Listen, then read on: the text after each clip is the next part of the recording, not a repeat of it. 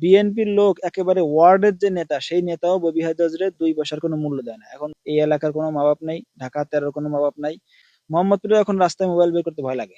নির্বাচনের পরে ছিনতাই চুরি খুব বেশি বেড়ে গেছে। এটা মূলত এই ববি হাজ্জাজের প্রভাব পড়ছে এই এলাকায়।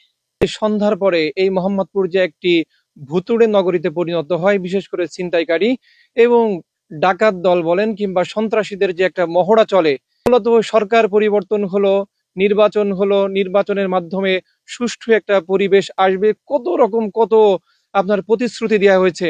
আসলে মোহাম্মদপুর কি স্বাভাবিক ভাবে ফিরেছে কিনা? মোহাম্মদপুরে যদি ববি হাজ্জাজ জিতে তাহলে মোহাম্মদপুরে শান্তি শৃঙ্খলা ফিরবে না, এটা আমরা নির্বাচনের আগ থেকেই বলতেছিলাম। সেই হিসেবে নতুন করে আর কিছু বলার নেই, কারণ এই ৫ বছর জনগণ নিজেদের উপরে নিজেরা দুর্ভোগ চাপিয়ে নিয়েছে। এটা কেউ চাপিয়ে দেয় নাই, জনগণ নিজেরাই ভোট দিয়ে তাকে জিতিয়েছে। আর আমাদের দৃষ্টিতে তো সে কারচুপি করে জিতেছে, তারপরও ভোট তো সে পেয়েছে। আমরা ভোট পেয়েছি ১ লাখের উপরে, সেখান থেকে কমাইছে, কিন্তু সে তো ৮০,০০০-এর বেশি ভোট পাইছে, মানে ৮০,০০০ মানুষ তাকে ভোট দিয়েছে এই চুরি করার জন্য। আর ববি হাজ্জাজ আরেকটা বিষয়ের কারণে সে এই এলাকা সমাধান করতে পারবে না, কারণ হচ্ছে রাজনীতির মধ্যে একটা ম্যাসল পাওয়ার লাগে, মানে রাজনীতির মধ্যে গার্ডস লাগে, এরকম একটা কথা আছে। অর্থাৎ আপনি রাজনীতিবিদ, আপনাকে দেখেই যেন অপরাধীরা ভয় পায়, আপনাকে দেখে যেন অপরাধীরা আরো উৎসাহী না হয়, এই বিষয়টা নিশ্চিত করতে হবে। ববি হাজ্জাজ এমন লোক যার কথা শুনলে মনে হয় ছোট বাচ্চারাও জীবনে ভয় পাবে না। এক মানে এই জাতীয় সে কথাবার্তা বলে, এরপরে তার মধ্যে কোনো পাওয়ার নাই, পাওয়ারলেস একটা মানুষ। তা উনাকে এই এলাকার বিএনপি ২ পয়সারও মূল্য দেয় না। এটা তো আমরা মোটামুটি খবর জানি।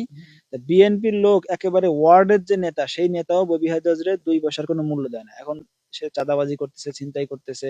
এই কিশোর গ্যাং, চাঁদাবাজি, ছিনতাই প্রত্যেকটা হচ্ছে বিভিন্ন একটা বড় রাজনৈতিক নেতার অধীনে চলতেছে।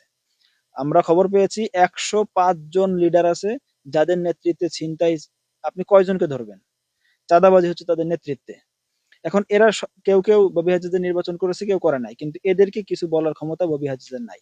এই কারণে এই এলাকাটা মূলত এক ধরনের অভিভাবক শূন্য হিসেবেই রয়েছে। এই এলাকার কোনো মা বাপ নেই, ঢাকা ১৩ কোনো মা বাপ নাই।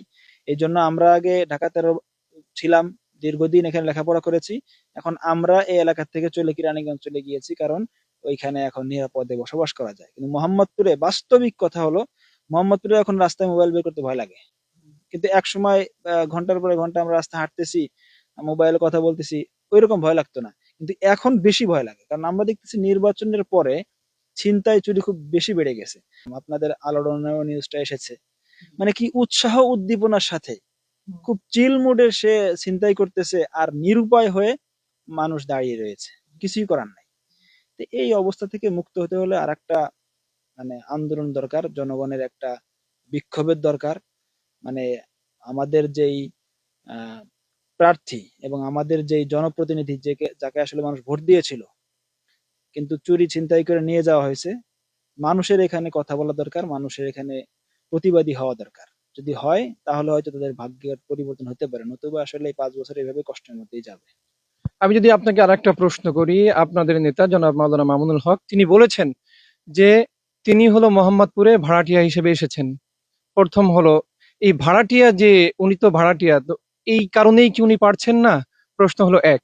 দ্বিতীয় প্রশ্ন হলো, তিনি কিন্তু সেদিন আরেকটি আহ্বান করছেন সরকার প্রধানের কাছে, জনাব তারেক রহমান বলেছেন যে জনাব তারেক রহমান সাহেব, আপনি আপনার এলাকা এবং বিরোধী দলীয় নেতা এবং যে বিরোধী দলীয় চিফ হুইপ জনাব নাহিদ ইসলাম, তার এলাকায় যেমন আপনি দায়িত্ব নিয়েছেন, আপনি নিজে এই মোহাম্মদপুরের দায়িত্ব নেন। কারণ এই মোহাম্মদপুর বাংলাদেশের মধ্যে সবচাইতে এখন হলো খুন, ছিনতাই, রাহাজানি, ব্যভিচার অনেক পরিমাণ বেড়ে গেছে। তো তিনি যদি, মানে আপনাদের দলের আমির যিনি জনাব মাওলানা মামুনুল হক, তার এই আহ্বান যদি প্রধানমন্ত্রী শোনেন, তাহলে কি মোহাম্মদপুর কি ভালো হবে, বা এই জাতীয় যত সমস্যা আছে সেগুলো সমাধান হবে আপনি মনে করেন? প্রথম যে কথা সেটা তো উত্তর আমি প্রথমেই দিয়েছি, সেটা হলো আসলেই ভাড়াটিয়া হওয়ার কারণে এলাকার মালিকরা তাকে কোনো মূল্য দেয় না। সব জায়গায় মালিকের প্রভাব বেশি থাকে, ভাড়াটিয়ার প্রভাব থাকে না। সেই হিসেবে ববি হাজ্জাজের এই এলাকায় কোনো প্রভাব নাই, এই কারণে তিনি নিয়ন্ত্রণ করতে পারতেছেন না। আর দ্বিতীয় কথা হলো, তারেক রহমান সাহেব যদি এখানের দায়িত্ব নেন, বা সরাসরি হস্তক্ষেপ করেন, তাহলে ববি হাজ্জাজের তুলনায় ভালো হবে। বাকি পূর্ণাঙ্গ ভালো তিনিও করতে পারবেন না, কারণ এই এলাকায় আসলে আমাদের কাছে মনে হয় মামুনুল হক সাহেব পারফেক্ট ছিলেন।